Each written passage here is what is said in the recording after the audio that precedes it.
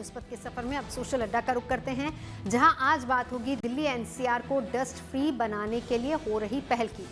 देश की राजधानी दिल्ली और एनसीआर के शहरों में वायु प्रदूषण एक बड़ी समस्या है। इस समस्या का एक बड़ा कारण धूल भी है। ऐसे में CAQM यानी कि commission for air quality management ने दिल्ली और एनसीआर के शहरों की सड़कों को धूल मुक्त बनाने के लिए इनमें बदलाव की योजना बनाई है। सड़कों में होने वाले इस बदलाव से न सिर्फ धूल प्रदूषण रुकेगा, बल्कि सड़कों से अतिक्रमण भी हटेगा। सड़कों को फिर से डिजाइन करने के लिए CAQM और NGO राहगिरी फाउंडेशन के बीच करार हुआ है। योजना के तहत दिल्ली के अलावा एनसीआर में शामिल गुरुग्राम, फरीदाबाद, सोनीपत, गाजियाबाद, ग्रेटर नोएडा, नोएडा, भिवाड़ी और मानेसर की सड़कों का नया डिजाइन तैयार किया जाएगा। सड़कों का नया डिजाइन तैयार करते समय न सिर्फ उन्हें दोबारा बनाया जाएगा, बल्कि दोनों तरफ 10-10 मीटर के हिस्से को अलग तरीके से विकसित भी किया जाएगा। इसके तहत सड़कों के दोनों तरफ 2 मीटर की ग्रीन बेल्ट बनाई जाएगी, 2 मीटर का फुटपाथ, 2 मीटर का साइकिल ट्रैक और फिर 2 मीटर की ग्रीन बेल्ट और उसके बाद 2 मीटर का वेंडर जोन तैयार किया जाएगा। सड़क किनारे इस 10 मीटर हिस्से पर कंक्रीट या चारकोल नहीं, बल्कि इंटरलॉक टाइलें बिछाई जाएंगी। ग्रीन बेल्ट में लगाए जाने वाले पेड़ पौधे भी देशी प्रजाति के होंगे, जो धूल को सोख लेते हैं। ग्रीन बेल्ट में ही बारिश का पानी इकट्ठा करने के लिए प्राकृतिक नालों का निर्माण किया जाएगा, ताकि भूजल को एकत्र किया जा सके। वेंडर जोन होने के कारण सड़क किनारे रेहड़ी पटरी नहीं लगेगी और फुटपाथ पर पैदल यात्री और साइकिल ट्रैक पर साइकिल सवार भी बिना रोक टोक आगे बढ़ सकेंगे।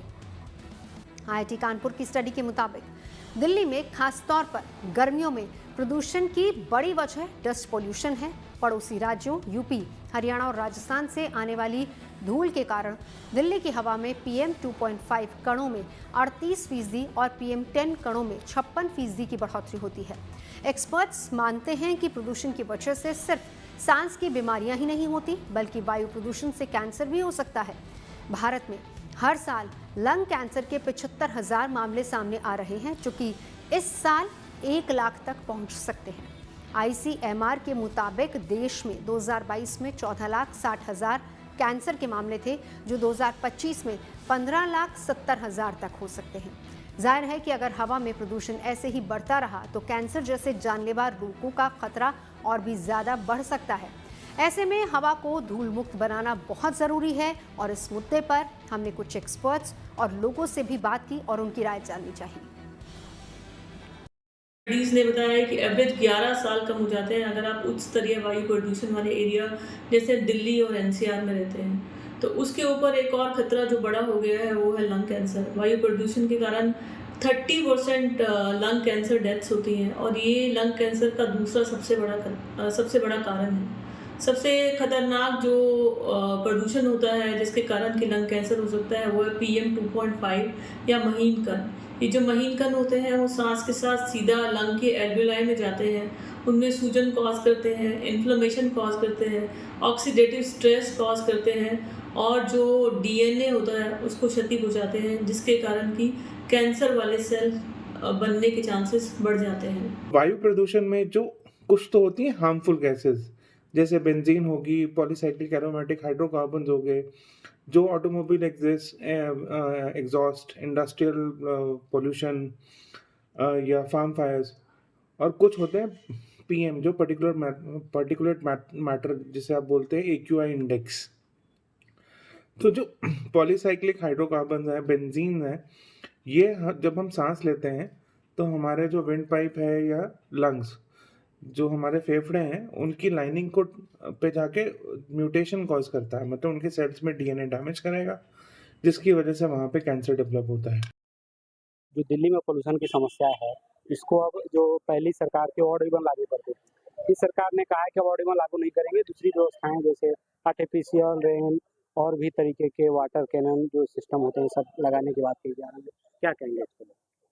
देखिए, बातें तो कही जा रही है, लेकिन इस बार अक्टूबर नवंबर में आपको याद होगा जब पीक पे होता है पोल्यूशन, और इस बार रिकॉर्ड तोड़ AQI तो पोरेस्ट माना गया है।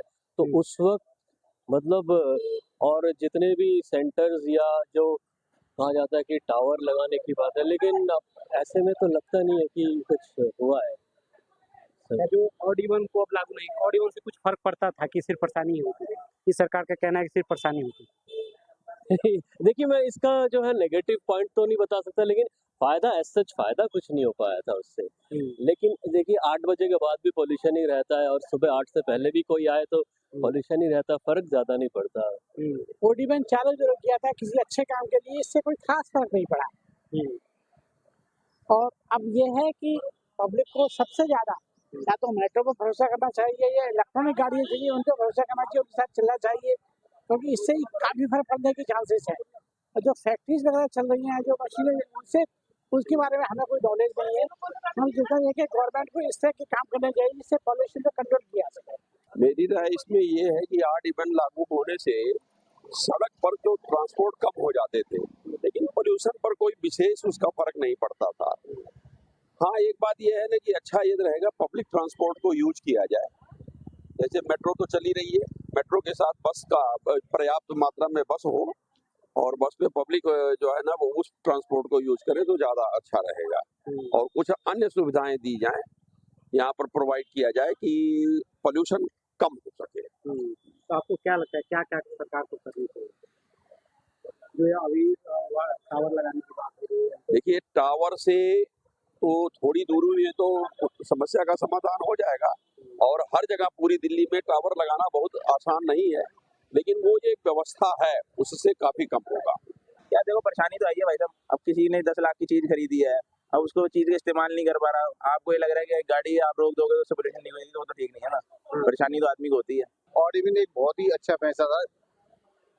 दिल्ली के अंदर गाड़ियां आधी हो जाती थी, लोग पब्लिक ट्रांसपोर्ट का यूज करना शुरू कर देते। अगर किसी को ज्यादा ही जरूरत होती थी तो वो ओला उबर करके भी जा सकता था। और दिल्ली के अंदर और दिल्ली एनसीआर तक के लिए तो मेट्रो एक बहुत ही अच्छी सुविधा है जिसका लोगों ने यूज करना सीख लिया था। गाड़ियों की पूल करना सीख लिया था, गाड़ी शेयरिंग करने लोग सीख गए थे, एक दूसरे से जाते आते थे।